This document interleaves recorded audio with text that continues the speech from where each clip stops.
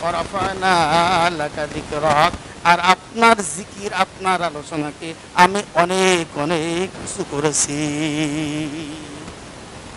প্রিয় হাজিরিন, এখানে জিকির বলা হয়েছে। জিকির মানে উচ্চারণ, জিকির মানে স্মরণ, জিকির মানে আলোচনা। যে আল্লাহর জিকির বেশি বেশি করে, আল্লাহ তাআলা যেমন তাকে ভালোবাসেন, আল্লাহর জিকির যে বেশি বেশি করে আল্লাহ তাআলা তাকে অনেক দামি বানান, উঁচু বানান। অনুরূপভাবে যে রাসূলুল্লাহ সাল্লাল্লাহু আলাইহি ওয়াসাল্লামের জিকির অর্থাৎ আর আলোচনা করে, আল্লাহ তাআলা তাকেও এরকম ভালোবাসেন, তার মর্যাদা এরকম বাড়ায় দেন। যুগে যুগে দেখবেন যারা আল্লাহর কথা বেশি বলে, নবীর কথা বেশি বলে, আল্লাহ তাআলা মানুষের হৃদয়ের গহীনে তাদের মহব্বত, ভালোবাসা, মর্যাদা বাড়ায় দেন। এই দুই লাইন, আল্লাহর জিকির বেশি করা, আল্লাহর আলোচনা বেশি করা, আল্লাহর বরত্ব মহত্বের আলোচনা বেশি করা, নবী করিম সাল্লাল্লাহু আলাইহি ওয়াসাল্লামের আলোচনা, তার বরত্ব মহত্বের কথা বেশি বেশি বলা, এই দুই আলোচনা যখন উম্মতের সামনে আসবে, এই আলোচনার দ্বারা নিজেরও ফায়দা হবে, জাতিরও ফায়দা হবে। রাফা'না লাকা যিকরাক, আপনার জিকির আমি অনেক উঁচু করেছি। সুবহানাল্লাহ। দেখেন না, ওই আরশে মুআল্লায় তো লেখা। আবার নামাজের আযানের মধ্যে, ইকামতের মধ্যে নবীজি সাল্লাল্লাহু আলাইহি ওয়াসাল্লামের আলোচনা আল্লাহ তাআলা ঢুকাই দিয়েছেন। সুবহানাল্লাহ। আযানের মধ্যে আল্লাহ পাকের শাহাদাত, তার একত্ববাদের শাহাদাত ছাড়া যেমন আযান হয় না, আল্লাহ পাক রব্বুল আলামিনের একত্ববাদের সাক্ষ্য প্রদান ছাড়া যেমন আযান হয় না, রাসূলুল্লাহ সাল্লাল্লাহু আলাইহি ওয়াসাল্লামের রিসালাতের সাক্ষ্য প্রদান ছাড়া আযান হয় না। আশহাদু আল্লা ইলাহা ইল্লাল্লাহ, আশহাদু আল্লা ইলাহা ইল্লাল্লাহ, আশহাদু আন্না মুহাম্মাদার রাসূলুল্লাহ, আশহাদু আন্না মুহাম্মাদার রাসূলুল্লাহ। আমি সাক্ষ্য দিচ্ছি যে আল্লাহ তাআলা ব্যতীত আর কোনো মাবুদ নাই। আমি সাক্ষ্য দিচ্ছি যে মুহাম্মদ আল্লাহ তাআলার রাসূল। হে রাসূল, আপনার আলোচনা আমি উঁচু করেছি। সুবহানাল্লাহ। যে আল্লাহ নবীর আলোচনা উঁচু করেছেন, সেই নবীর আলোচনা আপনি যদি করেন, আপনার মর্যাদা বাড়বে না কমবে? আল্লাহ তাআলার যেমন 4টা হক আছে, নবীজি সাল্লাল্লাহু আলাইহি ওয়াসাল্লামের 4টা হক আছে। নবীজি সাল্লাল্লাহু আলাইহি ওয়াসাল্লামের 1 নম্বর হক, নবীজিকে সবচেয়ে বেশি ভালোবাসা।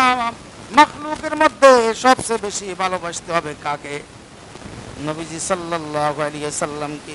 সবার উপরে আল্লাহ তাআলার মহব্বত, আর সেই মহব্বতের পরে রাসূলুল্লাহ সাল্লাল্লাহু আলাইহি ওয়াসাল্লামের মহব্বত সকলের উপরে প্রাধান্য পাবে। প্রিয় হাজিরিন, রাসূলুল্লাহ সাল্লাল্লাহু আলাইহি ওয়াসাল্লামের 1 নম্বর হক হলো তার মহব্বত, সবচেয়ে বেশি হক নবীজি সাল্লাল্লাহু আলাইহি ওয়াসাল্লামের মহব্বত, ভালোবাসা যার মধ্যে সবচেয়ে বেশি হবে, আল্লাহ পাক রব্বুল আলামিন তাকে সেই পরিমাণ ভালোবেসে নেবেন। এক কবি এই জন্য আল্লাহ রাসূল সাল্লাল্লাহু আলাইহি ওয়াসাল্লামের প্রশংসা করছেন। হে রাসূল, আপনার প্রশংসা করে আমি তো শেষ করতে পারবো না, আপনার প্রশংসা করে আমি তো পরিসমাপ্তি ঘটাতে পারবো না। প্রিয় রাসূল, আপনার আলোচনা আমি কিভাবে করব? আপনার আলোচনা আমি কিসের মাধ্যমে করব? আপনার আলোচনা আল্লাহ তাআলা এত উঁচু করেছেন যে বাদে আজ খুদা বুজুর্গ তুই কিসসা মুখতাসার। হে রাসূল, আপনার আলোচনা আল্লাহ তাআলা যেভাবে করেছেন, আল্লাহ তাআলা আপনার মর্যাদা যেভাবে বৃদ্ধি করেছেন, এই মর্যাদা আল্লাহ তাআলা যেভাবে সমুন্নত করেছেন, এই মর্যাদা যদি আল্লাহ তাআলার আলোচনার দ্বারা আমি যদি সেই আলোচনা করতে যাই, আমি তো আলোচনা করে কোনোদিন শেষ করতে পারবো না। আপনার প্রশংসা, আপনার আলোচনা আল্লাহ পাক রব্বুল আলামিন যেভাবে করেছেন, ওই আলোচনা, ওই ভালোবাসার আলোচনা, ওই মর্যাদার আলোচনা করে যখন কোনোদিন শেষ করা যাবে না। এক কথায় বাদে আজ খুদা বুজুর্গ তুই किस्सा मुख्तसर बाद आज खुदा बुजुर्ग तू ही किस्सा मुख्तसर। সংক্ষেপ কথা রাসূল, बाद आज खुदा बुजुर्ग तू ही, দুনিয়ার সব কিছুর উপরে আল্লাহ তাআলার পরে সৃষ্টি জগতের শীর্ষে আপনার মর্যাদা, আপনার মর্তবা, আপনার সম্মান, এর আর বর্তাই নেই, এর বিকল্প আর কিছু নেই। সুবহানাল্লাহ। যেই নবীর নামে প্রশংসা করে আল্লাহ তাআলা তাকে প্রশংসিত বানান, যে নবীর আলোচনা বেশি করে আল্লাহ তাআলা তার আলোচনা মানুষের জবানে এরকম জারি করে দেন। যে নবীজিকে বেশি ভালোবাসে আল্লাহ তাআলা তার অন্তরে এরকম ভালোবাসা দিয়ে দেন। সাহাবা কেরাম কি ভালোবাসা নবীজি কিনা করেছেন। সাহাবা কেরামের মর্যাদা মহব্বত আমাদের অন্তরে আছে কি আছে না? আর সবচেয়ে যিনি ভালোবেসেছেন বেশি, তার মহব্বত আমাদের অন্তরে নবীজির পরেই সবচেয়ে বেশি। সেই আবু বকর সিদ্দিক রাদিয়াল্লাহু তাআলা আনহু, আল্লাহ পাক রব্বুল আলামিন তাকে এত অধিক মর্যাদা দান করেছেন যে তিনি নবীজিকে সবচেয়ে বেশি ভালোবাসতেন। যারা হাজিরিন, নবীজি সাল্লাল্লাহু আলাইহি ওয়াসাল্লামের মর্যাদা আল্লাহ তাআলা কত উঁচু করেছেন। নামাজের মধ্যেও নবীজিকে আল্লাহ তাআলা অংশ দিয়ে দিয়েছেন। সুবহানাল্লাহ। নবীজির নামে সালাম এবং দুরূদ পাঠ না করলে নামাজ কবুল হবে না। কি চমৎকার, কি চমৎকার বিষয়। তবে একটা বিষয় এখানে আলোচনার উপযুক্ত, নামাজের 4টা অবস্থা আছে। কয়টা বলেন? 4টা। 1 নম্বর নামাজে কিয়াম, 2 নম্বর নামাজে রুকু, 3 নম্বর নামাজে সিজদা, 4 নম্বর নামাজে বৈঠক। নবীজির নামে যে দুরূদ এবং সালাম, এটা দাঁড়ানোর মধ্যে নাই, রুকুর মধ্যে নাই, সিজদার মধ্যে আছে। বোঝায় সিজদা আছে? সিজদায় নাই, আছে কোথায়? বৈঠকের মধ্যে।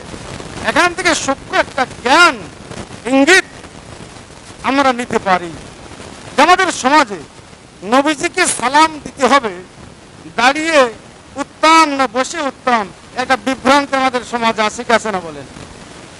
এখন আমাদের জ্ঞানে বলে দাঁড়িয়ে সালাম দিলে তোর আদব বেশি হলো। এটা কিসে বলে? আমাদের জ্ঞানে বলে, আমাদের নিজস্ব চিন্তা প্রসূত বিবেকে বলে। কিন্তু যদি নবীজিকে দাঁড়িয়ে সালাম দেওয়া উত্তম বেশি হতো, বেশি ভালো হতো, তাহলে নামাজে দাঁড়ানো একটা অবস্থা আছে কি আছে না বলেন? সবাই বলেন না, আছে কিনা? আমরা কতক্ষণ নামাজে দাঁড়িয়ে থাকি রুকু রাখ পর্যন্ত নাকি? যত যা আমল করি ওর মধ্যে না দুরূদ আছে না সালাম আছে। এরপরে রুকুতে যায়, রুকুতেও দুরূদ সালাম নাই, সিজদাতেও নাই। আল্লাহ তাআলা চাইলে এই 3 জায়গায় নবীজির নামে দুরূদ সালাম সেট করতে, ফিট করতে পারতেন কিনা? পারতেন কি পারতেন না? করলেন না। সেটা কোথায় করলেন? বৈঠকে, বসার মধ্যে।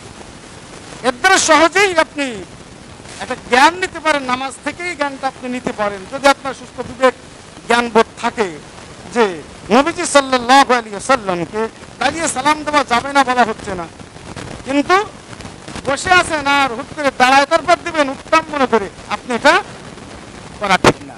দাঁড়িয়ে আছেন, আপনি দুরূদ সালাম পড়তে থাকেন, সমস্যা নেই। কিন্তু বসে আছেন, দাঁড়িয়ে দিলে বেশি ভালো হবে, এটা মনে করা যাবে না। বুঝাইতে পারিনি? উত্তম মনে করা যাবে না।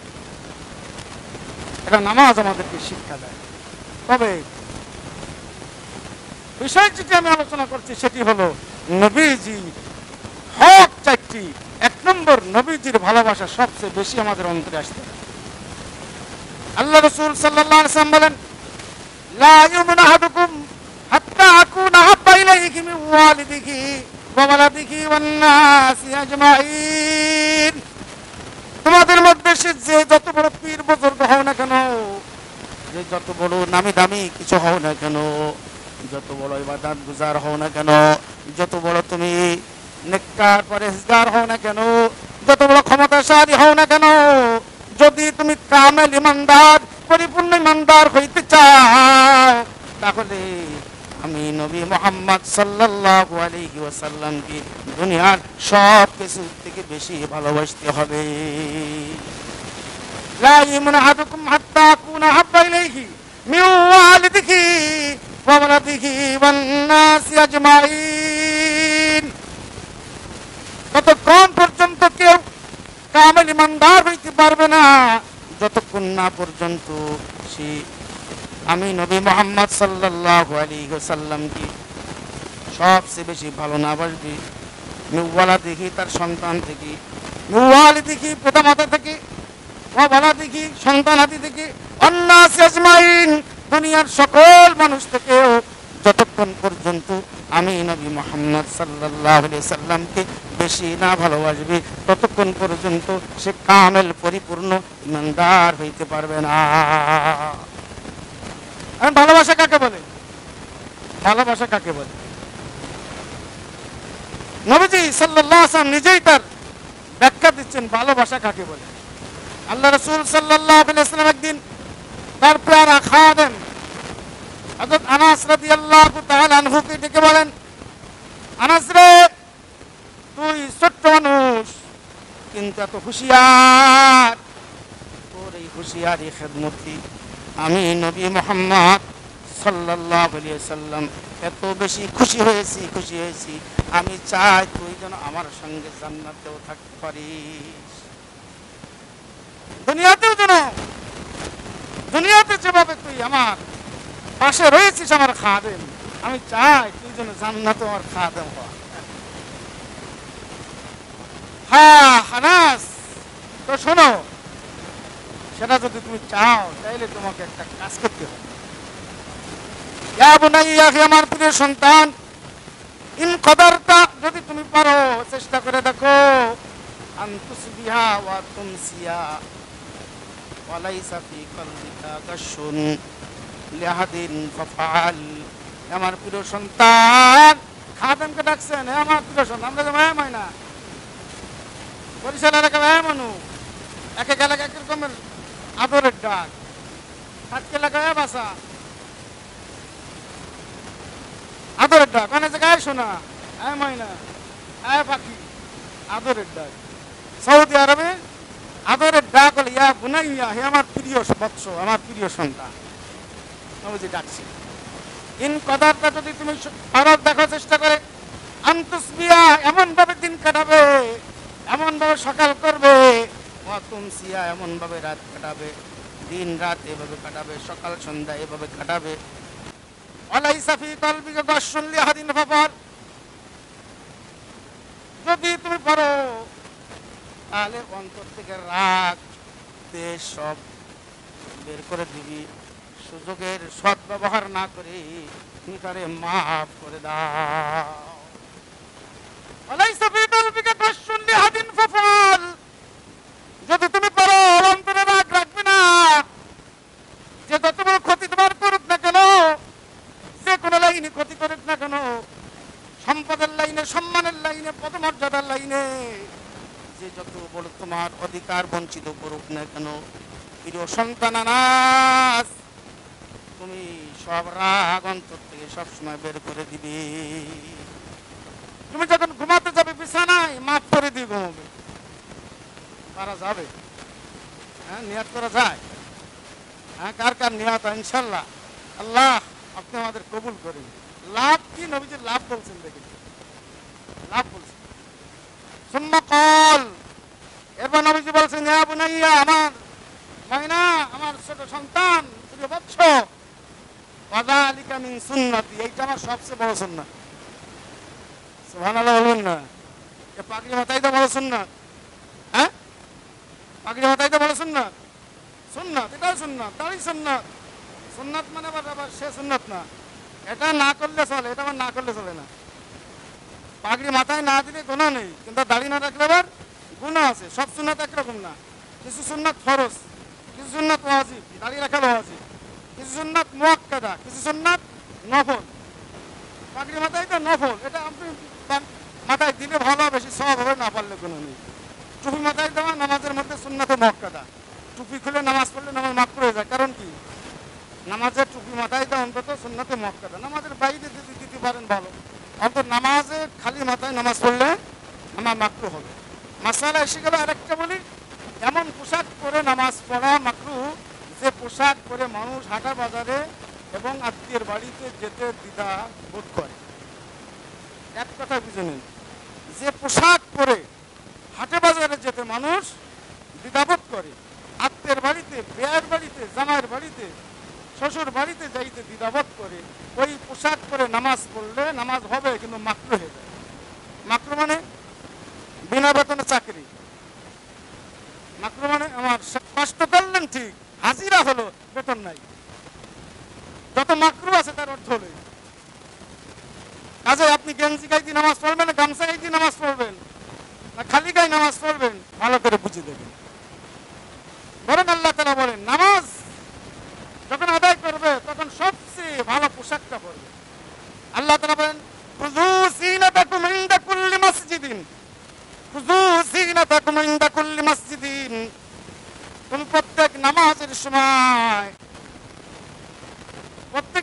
সময় খুযু গ্রহণ করো, যিনাতাকুম তোমাদের যত সৌন্দর্য আছে, ইনদা কুল্লি মাসজিদিন প্রত্যেক নামাজের সময়।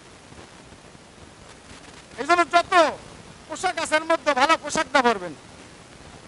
পাঁচ ওয়াক্ত নামাজে যেটা পড়বেন, জুমার দিন আর একটু ভালো পড়েন, ঈদের দিন আর একটু ভালো পড়েন, আর সব ওয়াক্তে সমান পোশাক পরতে বলে যে বেশি ভালো।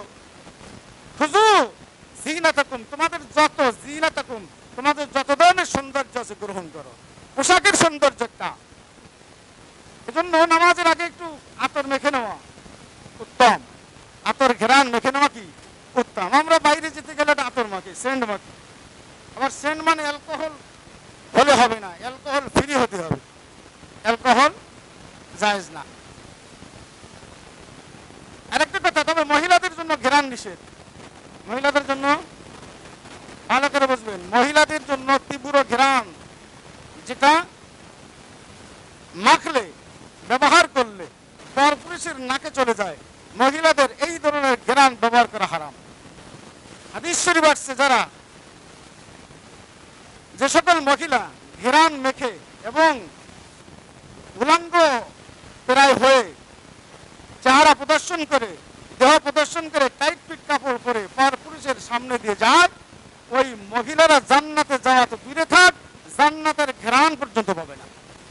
শুধুমাত্র চোখ এতটুকু খুলতে পারে যে সে রাস্তা দেখতে পারে, কিন্তু আমাদের মহিলার চোখ খোলার নামে এতখানি খোলে যে একেবারে মুখের অর্ধেক বেরিয়ে যায়। এটা ফাও বোরকা, এটা শরীয়তের বোরকা হলো না।